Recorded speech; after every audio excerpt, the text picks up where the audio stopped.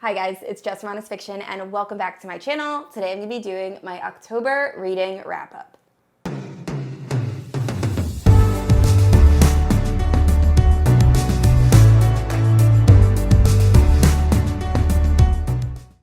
Alright guys, so I ended up reading 11 books in October, which is actually a pretty good reading month for me, considering 2 of these books were over 500 pages. And overall, I'm really happy with all of the books I read in October. Most of these are YA fantasy. There is a new adult fantasy romance on here that I was obsessed with and I'm going to do a full review on. Then there's a decent amount of horror thriller books just because October was the spooky season, so I read a decent amount of those and really ended up enjoying them. So overall, like I said, I had an awesome reading month. And if you're unfamiliar with my channel, I post 2 videos every Thursday, Sunday. If you haven't yet, please like and subscribe. You can also check out my Instagram. It is linked down in the description below. And with that being said, let's get into my October wrap-up.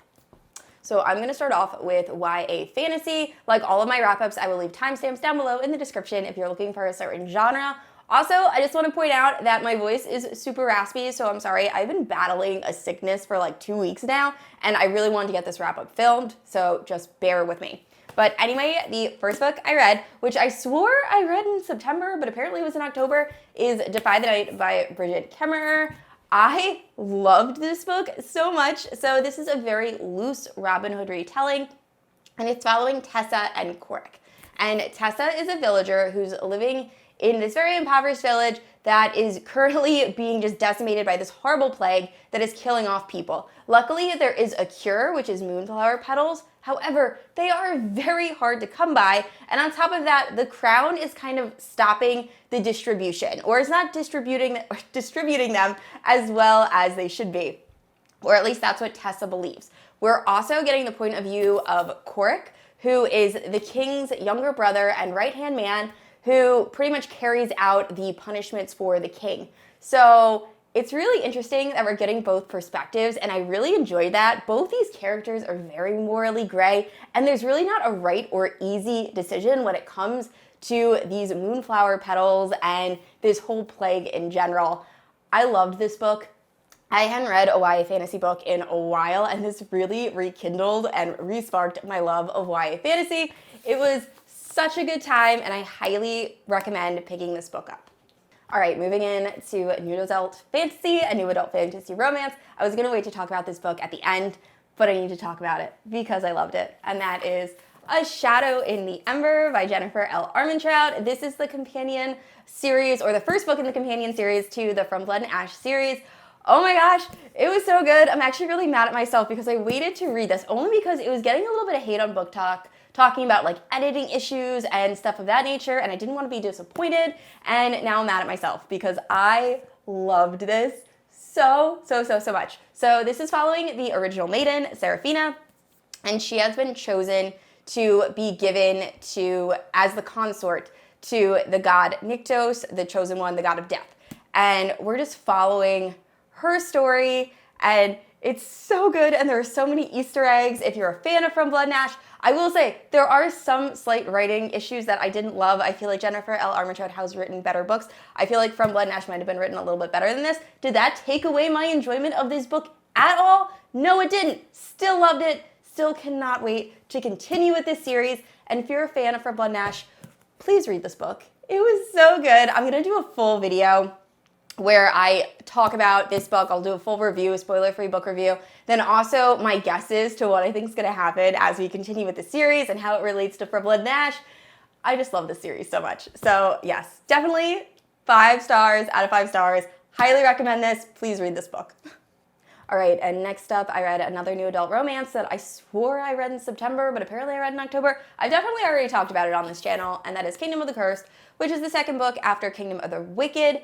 I very much enjoyed this. This takes place or starts off exactly where the last book left off. We are following Amelia as she ventures to the Kingdom of the Cursed and is trying to navigate the 7 princes of hell, as well as try to figure out what Prince Wrath's motivations are, and still trying to solve the same thing she was trying to solve in Kingdom of the Wicked. I very much enjoyed this book. I've talked about it already. I think that if you are a fan of ACOTAR, specifically A Court of Mist and Fury, you will absolutely love this. I really enjoyed the fact that this is new adult, while Kingdom of the Wicked was just YA. So this is a little bit spicier, and yeah, Very much enjoy it. Highly recommend. Pick this up. All right, next up, I want to talk about 2 new release horror thriller books.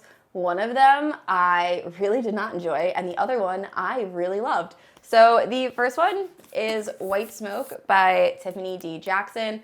I was not a huge fan of this. This is following Marigold, and her family have just moved to this new house, and Marigold soon suspects that it might be haunted. Now, Marigold has a lot of anxiety, specifically regarding bed bugs, and this author did a wonderful yet very creepy job of describing it. Like, I felt creeped out the entire time I was reading things from Marigold's point of view, and the way she copes with this anxiety is she smokes a particular plant, and that's what helps. However, her parents are very against her doing this, so we're kind of dealing with that whole side plot while also dealing with the fact that Marigold's house might be haunted. So I started off really enjoying this. I thought it was written very well. I really thought the creep factor was very high. I love a haunted house story. However, towards the end, especially the actual ending of this book, I really, really hated. I can't exactly explain why because it is a huge spoiler, but if you want to message me, you totally can. I just was not a fan of this ending at all, and it really took away from the book as a whole for me. So unfortunately, I wasn't a huge fan of this. Now, this next book I really enjoyed. However, I made a huge mistake. I think I talked about this being a YA thriller. It's not. It's also, I think I called it like a light thriller. It is terribly graphic with violence, so just know that going into it. The Woods Are Always Watching, and this is by Stephanie Perkins.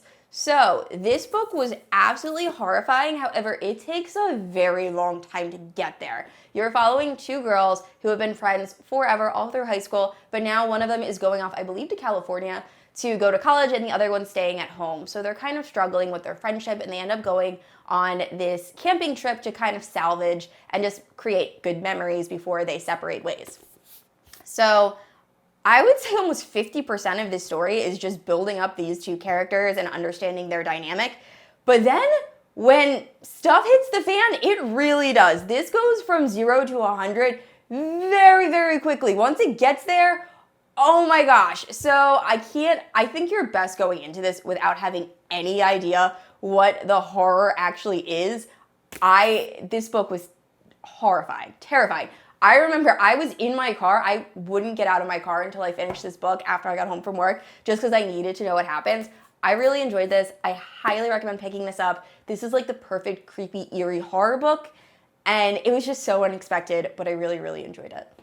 And next up, I read 2 books by the King, Riley Sager. So the first one was Lock Every Door. This had been on my TBR for forever. I finally got to it, and it's so good. So I had no idea what the twist was going to be with this book. It's following a girl who's very down on her luck, and she sees an advertisement to stay at this hotel that she has loved since childhood because an author that she was a big fan of ended up writing a book that was based in this hotel. So she's always loved this hotel, but never thought she'd be able to live there.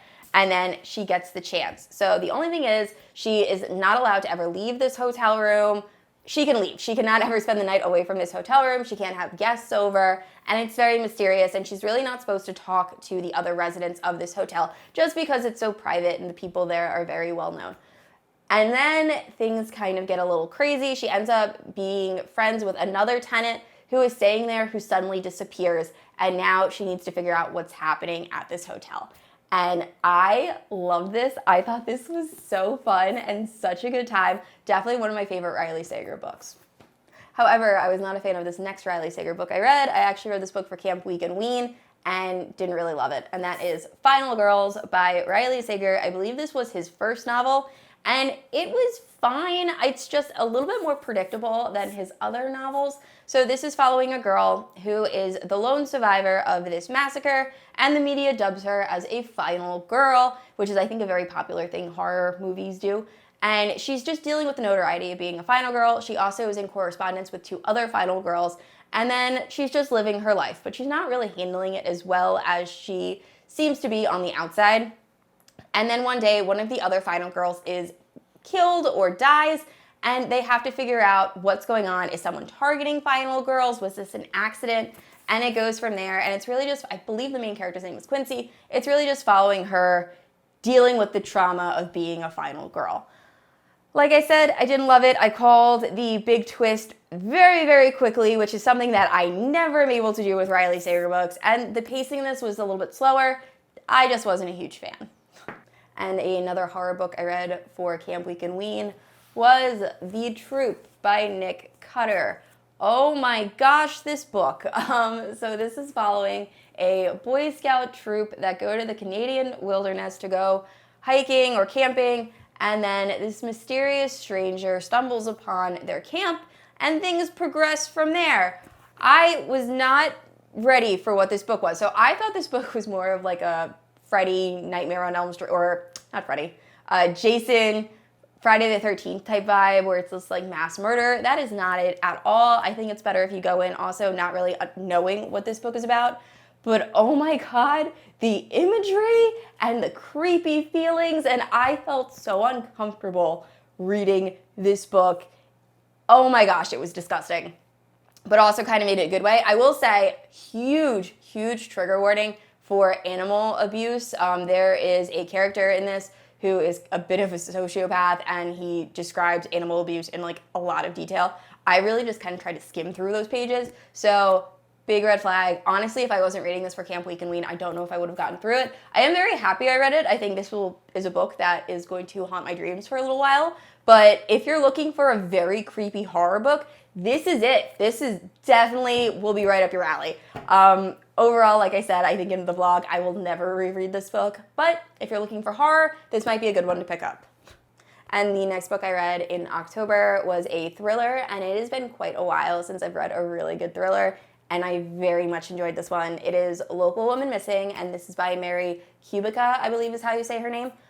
Oh my gosh. So this starts off with these two kidnapped children, and one of them is able to escape, and the story kind of unfolds from there. We find out that there's two other women that have gone missing, but we're not really sure how they all interconnect, and it was so good. I, once again, did not guess this twist at all. There was quite an ending to this, and it was just very well written and very well paced that you're just on the edge of your seat the entire time you're reading this, not knowing what's happening, how do these characters connect to the other. It was so good. I'm describing it terribly, but it was very, very good and just a very fun read. Highly recommend if you're in the mood for a thriller, a whodunit.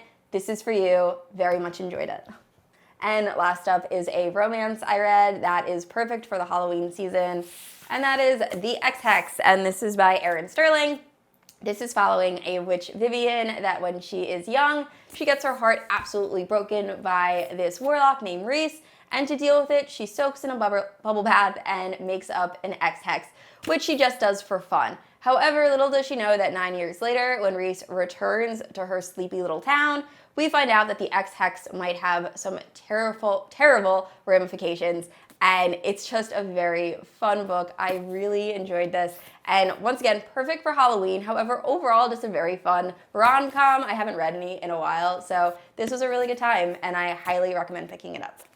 All right, guys, those are all the books I read in October. Like I said, I had an amazing reading month. I really enjoyed most of the books I read. Please let me know down in the comments, have you read any of the books I talked about? Which one was your favorite? Which one didn't you love? And I said this already, but I post new videos every Thursday and Sunday. And if you haven't yet, please like and subscribe. I will see you all next week. Bye.